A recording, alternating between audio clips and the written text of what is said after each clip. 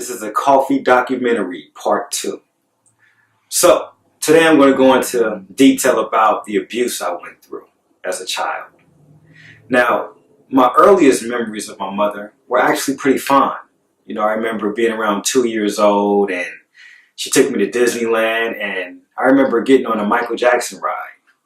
I was so little I couldn't see anything, but it was just the fact that it was just me and her and I'm at Disneyland. And that's the earliest memory I have of her. But I recall about 6 months ago, her finding an old tape, and it was a recording of me as a baby. And I was just crying and crying and crying. And she would say, "You just would never stop crying." And I thought it was funny at first. Then I realized, why weren't you doing anything to stop me from crying? You were just recording me cry. And it just didn't add up to me. So, at a very early age, I saw that my mother was very angry, very upset, very strict, stern, and I was scared. I was terrified of my mom. I remember being in kindergarten, and when she would come to school to get me, even my classmates were scared of her because she had these long fingernails. Like, she would grow her nails out to about that long, and they were natural. So they thought she was a witch, being 5'10", basically. But her and my dad, they didn't really get along, and I looked just like them, and I was the oldest of 3. So when they would get into it, I would get it.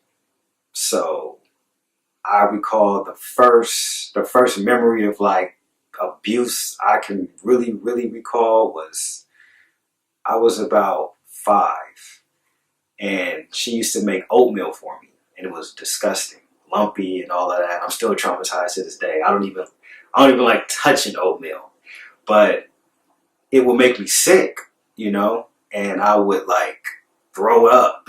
And I remember one time she tried to make me eat it, and an aunt saved me from that. She told me the bus was outside to pick me up, but if my aunt didn't come, I would have had to eat that stuff. I was just terrified of my mom.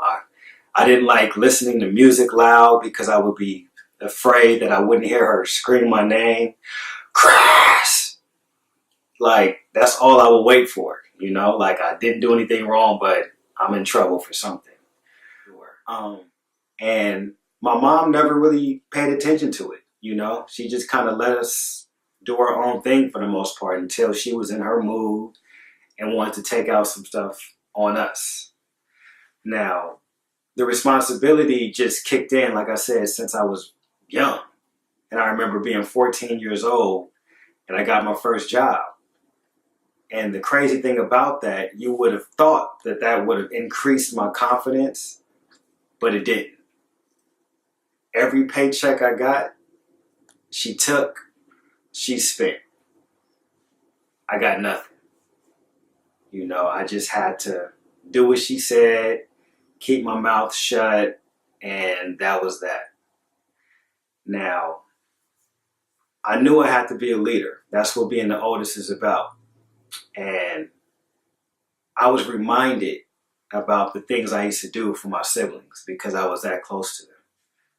I would be hungry at times, and I had a cousin and an aunt that would cook. They would make me things like sandwiches or whatever. I would be starving, and I would take a bite and wrap it up. And one day my aunt caught me, and she said, "What are you doing? I thought you were hungry." And I said, "Well, I have to make sure my brother and sister eat too." And it's just to think about having that type of character trait at such a young age, I can't explain it, you know, but I was always there for my siblings. I get a candy bar at school. I wait all day. Now, what kid do you know can have a candy bar all day and not eat it? I would save it till I got home. I would take a bite. My brother would take a bite. My sister would take a bite. And that was that. So I don't know where the strength came from. Now, granted, I did have aunts around and my grandmother around, but it's only so much they can do, because they had to respect my mom as a mother and as a parent.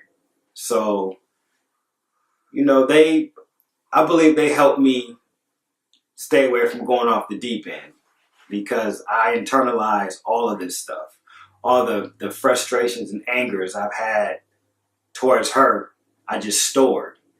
And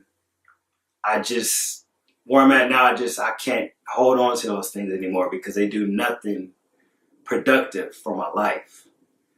But through all of those things that she did, I still love my mom. I'll still protect my mom. And I just realized that, yes, what she did was wrong. It was very wrong.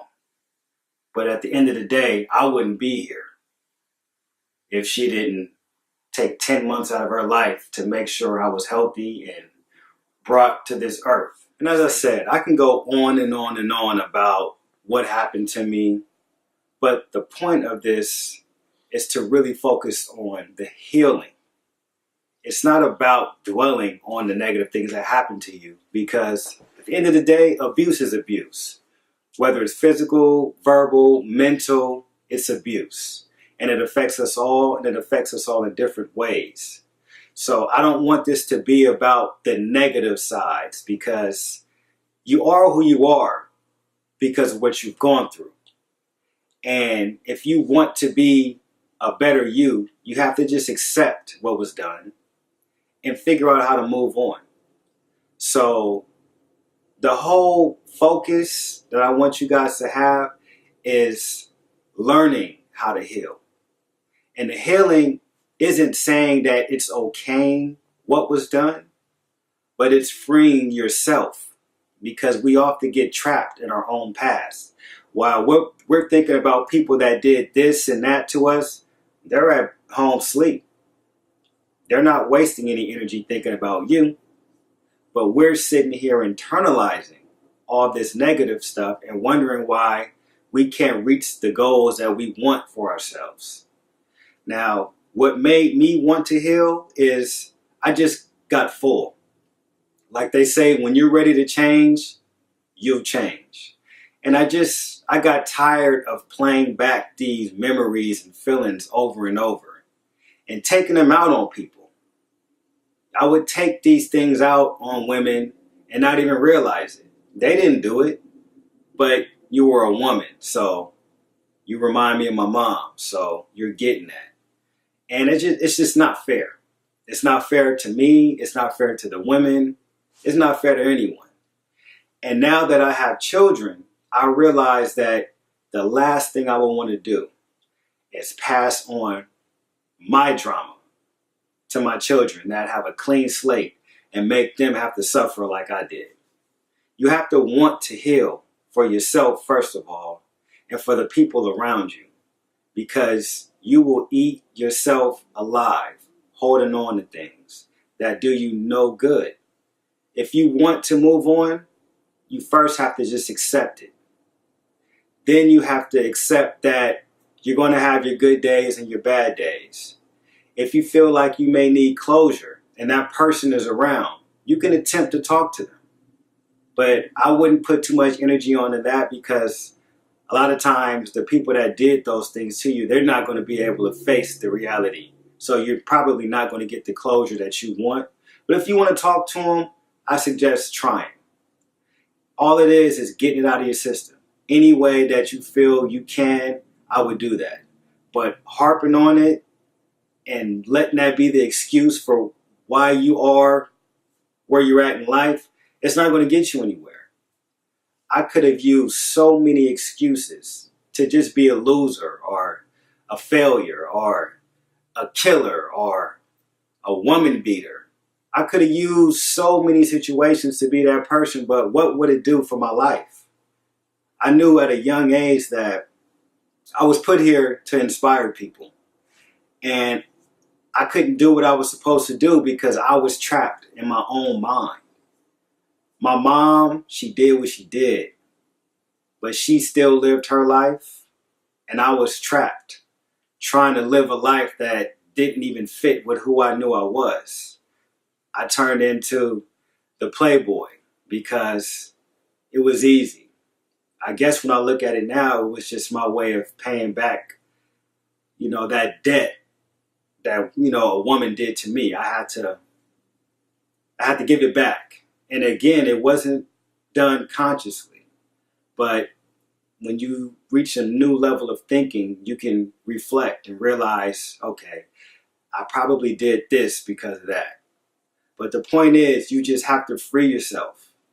You can't hold on to things that do you no good. You can't blame yourself for things that weren't your fault. If you were abused as a child, you are a child. You will act as a child. The adult was wrong.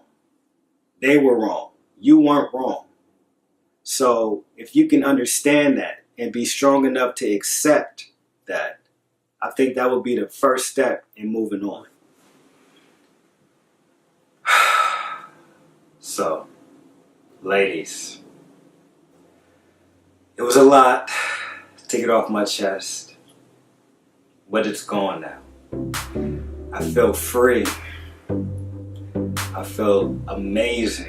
I feel excited about the next chapter of my life. And I have to honestly say that though this is for you guys, it was very, very therapeutic for myself.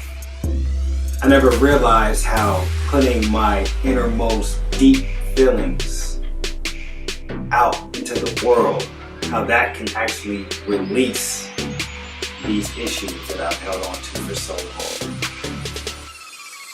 Everybody gets hurt in life, and it's not fair. It's not fun, but it's life.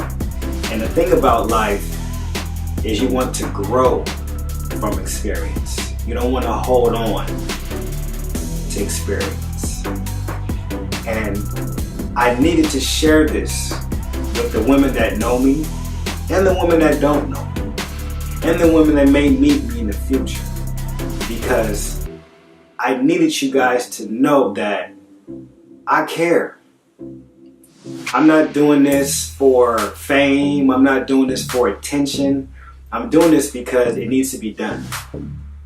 You guys are valuable to this world, and we don't celebrate you guys enough. You guys have an unfair situation just being born. You go to countries all over the world and women are second, third rate citizens. And I feel bad for adding to that. And I just wanted to apologize and let you guys know I love you all. And I want to inspire anyone who needs inspiration. Anyone who needs to get a quick kick in the butt to get up and move. Because we all can get caught spinning the wheel. But if you're spinning the wheel and it's not taking you forward, then you got to get off that bike. I want everyone, after you're done watching this video, to look in the mirror. Say nothing, just look in the mirror and see who you see. You'll be surprised what emotions come out just looking into your own eyes. I want everyone to heal and to believe that it's possible. And on the end of this video, I want you guys to know one thing. I do this for the people that need to hear it, not for those that want to hear it.